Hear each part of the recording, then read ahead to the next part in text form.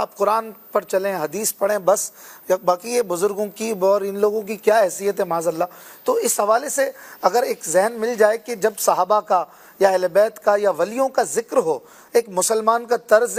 گفتگو کیا ہونا چاہیے؟ مسلمان ہمیشہ باادب ہوتا ہے، احترام کرنے والا ہوتا ہے۔ دیکھیں علی اصغر صاحب نے بھی پچھلے دنوں اس پر اچھا کلام کیا اور پوری قرآن کی آیت سے بتایا کہ جو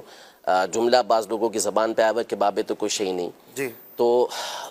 حالانکہ یہ جو طرز ہے، یہ جو انداز ہے، جی یہ اسلامی تربیت کے بالکل خلاف ہے۔ نبی پاک صلی اللہ تعالیٰ علیہ وسلم تو یہ ارشاد فرماتے ہیں کہ من لم یرحم صغیرنا ولم یوقر کبیرنا فلیس منا، واہ، کہ جو ہمارے چھوٹوں کے اوپر رحم نہ کرے اور ہمارے بڑوں کی تعظیم نہ کرے وہ تو ہم میں سے ہے ہی نہیں۔ ٹھیک ہے، سبحان تو اب انداز گفتگو کہ وہ کوئی شے نہیں ہے، کوئی چیز نہیں ہے، کیسے نہیں ہے؟ اللہ تبارک و تعالیٰ کی بارگاہ میں ان کا کیا مقام و مرتبہ ہوتا ہے۔ صحیح بخاری شریف کی حدیث مبارکہ ہے کہ نبی پاک صلی اللہ علیہ وسلم نے ارشاد فرمایا کہ ان اللہ اذا احب عبدا، کہ اللہ پاک جب کسی بندے سے محبت کرتا ہے، حالانکہ اللہ جل شانہ اپنی مخلوق سے محبت ویسے ہی فرماتا ہے، صحیح، یہاں محبت اور بندے سے مراد وہ نیک صالح بندہ ہے جس کو ہم ولی کہتے ہیں، اللہ کا ولی کہتے ہیں، اس سے اللہ پاک جب محبت کرتا ہے تو جبریل امین کو اپنے پاس بلاتا ہے اور فرماتا ہے کہ انا احبہ، میں اس سے محبت کرتا ہوں، فاحبہ، تو اس سے محبت کر۔ جبریل امین اس سے محبت کرتے ہیں، واہ، پھر وہ اہل آسمان میں اعلان کرتے ہیں کہ فلاں بندے سے اللہ پاک محبت کرتا ہے، تم بھی اس سے محبت کرو۔ آسمان والے اس سے محبت کرتے ہیں، ثم یودع له القبول فی الارض، پھر اس کے بعد جو زمین والے ہوتے ہیں ان کے دل کے اندر، ان کے دل میں اس بندے کی مقبولیت کو رکھ دیا جاتا ہے۔ سبحان اللہ، یعنی کون سے لوگ جو نیک صالح اللہ کے بندے ہوتے ہیں، جو دین کی طرف راغب ہوتے ہیں، ان کے دلوں کے اندر ان کی محبت رکھ دی جاتی ہے۔ تو وہ کون ہیں؟ اللہ کے نبی، اللہ کے اولیاء ہیں، ٹھیک ہے، صحابہ ہیں، اہل بیت اطہار ہیں۔ تو یہ ان کا طرز عمل، ان کا طریقہ کار ہوا کرتا تھا۔ تو یہ جو ادب اور احترام کا جو طریقہ کار ہے، یہ اسلاف سے نبی پاک صلی اللہ تعالیٰ علیہ وسلم کی تعلیمات اسلاف نے لی اور آگے چلاتے ہوئے آئے ہیں۔ ہمیشہ احترام کے ساتھ ہمارے یہاں بزرگوں کا یہ نام لیا جاتا رہا، چاہے وہ صحابہ کرام علیہم رضوان ہوں، اہل بیت اطہار ہوں، اولیاء ہوں، شہداء ہوں، ان کا نام ہمیشہ ادب اور احترام کے ساتھ لیتے ہیں۔ تو اصول ہے، ضابطہ ہے۔ قرآن مجید فرقان حمید میں اللہ جل شانہ نے والدین کے لیے یہ فرمایا کہ اگر وہ بڑھاپے میں سے وہ دونوں پہنچ جائے، ان میں سے کوئی ایک بڑھاپے کو پہنچ جائے، فلا تقل لهما اف، انہیں اف نہ کہو۔ جی، اف کا کلمہ کہا گیا کہ اف نہ کہو، تو علماء نے اس مقام پر، مفسرین نے اس مقام پہ لکھا کہ اف یہ سب سے ہلکا کلمہ ہے کہ جو بندے کو تکلیف کے وقت نکلتا ہے۔ اچھا، ٹھیک ہے، تو ان کے ادب اور احترام کے پیش نظر ان کو اف کا کلمہ نہ کہو۔ ٹھیک ہے، اس پر پھر مفسرین نے لکھا کہ اگر کسی مقام پر اف کا کلمہ یہ تعظیم کے لیے استعمال ہوتا ہو، یعنی کسی کو ہم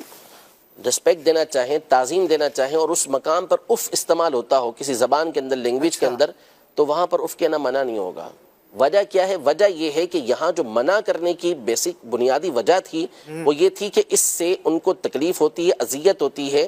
کہ ہماری اولاد نے ہمارے سامنے اف بھی کیسے کیا۔ ٹھیک ہے، تو یہ ایک مثال کے طور پر مثال میں نے بیان کیا۔ دوسری بات دیکھیں، اب الفاظ اس طرح کے استعمال کرنا، تو اگر کوئی اپنی ماں کو کل سے یہ کہنے لگے کہ یہ میرے باپ کی بیوی ہے، تو حقیقت تو بیان کی نا، لیکن کوئی بھی نہیں کہنا درست ہوگا؟ بالکل درست نہیں ہوگا۔ تو جو طریقہ کار ہوتا ہے، اب صحابہ کے بارے میں اس طرح کا لفظ استعمال کرنا، جملہ استعمال کرنا، یہ تعلیم کے خلاف ہے، اور اللہ کی بارگاہ میں ان کا مقام، ایک تو یہ حدیث پاک میں نے آپ کے سامنے بیان کی، اور پھر اس کے بعد جو بخاری شریف کی مشہور و معروف حدیث مبارکہ، حدیث قدسی، اس کو دیکھیں تو اللہ کی بارگاہ میں ان اولیاء کا مقام ظاہر ہوتا ہے۔ ارشاد فرمایا من عاد لی ولیا فقد آذنتہ بالحرب،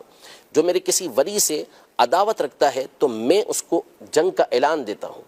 آگے ان کا مقام و مرتبہ دیکھیں کہ آپ کہہ رہے ہیں نا قرآن و سنت پر عمل کریں، تو یہ قرآن و سنت پر ہی عمل کر رہے ہیں۔ وہ اللہ تبارک و تعالیٰ ارشاد فرماتا ہے کہ جس بندہ میرا قرب فرائض سے سب سے زیادہ حاصل کرتا ہے، یعنی جن چیزوں کو میں نے اس کے اوپر فرض کیا ہے ان کی ادائیگی سے سب سے زیادہ میرا قرب وہ حاصل کرتا ہے، اس کے بعد وہ ہمیشہ نوافل پڑھتا رہتا ہے، حتی احببتہ، یہاں تک کہ میں اس کو اپنا محبوب بنا لیتا ہوں، اس کو اپنا پسندیدہ بنا لیتا ہوں، اور جب میں اس کو اپنا پسندیدہ بنا لیتا ہوں تو میں اس کے کان بن جاتا ہوں، واہ، فَكُنْتُ سَمْعَهُ الَّذِي يَسْمَعُ بِهِ، سبحان کہ اس کے کان بن جاتا ہوں جس کے ذریعے وہ سنتا ہے، میں اس کی آنکھ بن جاتا ہوں جس کے ذریعے وہ دیکھتا ہے، میں اس کے ہاتھ بن جاتا ہوں جس کے ذریعے وہ پکڑتا ہے، میں اس کے پاؤں بن جاتا ہوں جس کے ذریعے وہ چلتا ہے۔ اب اس کی تفسیریں مختلف ہیں کہ اس کا معنی کیا بنتا ہے، لیکن آپ اللہ کی بارگاہ میں ان کا مقام دیکھیں، ان کا مرتبہ دیکھیں کہ اللہ تبارک و تعالیٰ کیا ارشاد فرما رہا ہے کہ میرے اولیاء سے عداوت کا نتیجہ یہ نکلے گا۔ پھر اس کے بعد متصل یہ بات ارشاد فرمائی جا رہی ہے کہ اللہ کی بارگاہ کے اندر ولی بننے والے ان کا مقام و مرتبہ یہ ہے کہ اللہ ان کو اپنا محبوب بناتا ہے، ان کے باڈی پارٹس کے بارے میں فرمایا کہ اللہ کا نور جلال اس میں داخل ہوتا ہے۔ پھر اس میں یہ بیان کیا گیا کہ اب یہ جو اللہ تبارک و تعالیٰ ہاتھ پاؤں کان یہ جو بیان کیا، ظاہر ہے کہ اللہ پاک اس سے پاک ہے، تو اس کا مطلب یہ بیان کیا گیا کہ وہ اللہ پاک کی اطاعت کے اندر ہی زندگی گزارتے ہیں، سبحان، اور کرامات کے حوالے سے بھی یہاں گفتگو کی گئی ہے۔ پھر اس کے بعد یہ ارشاد فرمایا کہ اگر وہ مجھ سے پناہ مانگتا ہے تو میں اس کو پناہ دیتا ہوں، وہ مجھ سے سوال کرتا ہے تو میں اس کو عطا کرتا ہوں۔ سبحان، تو اللہ کی بارگاہ میں تو یہ مقام و مرتبہ ہے، اور آپ کہتے ہیں کہ کوئی شے ہی نہیں ہے۔